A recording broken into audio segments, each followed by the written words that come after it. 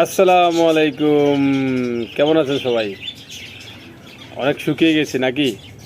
আসলে অনেক পরিশ্রম করি, এই যে ঘামতেছি, অনেক পরিশ্রম করি, তো সেই কারণে একটি শারীরিক সমস্যা হয়ে গেছিলো। কাশ, সর্দি, কাশি সব কিছু মিলাইয়ে, জ্বর, এভরিথিং সব কিছু মিলাইয়ে অনেক অসুস্থ ছিলাম। তো আল্লাহর অশেষ রহমত, আপনাদের দোয়ায় আবারও আসছি, আছেন ভালো। আর যে কথাটা বলতে আসছি, আপনার পাখি আপনি কিনবেন অবশ্যই আপনার দেখে শুনে বুঝে আপনার মন মতো কিনবেন।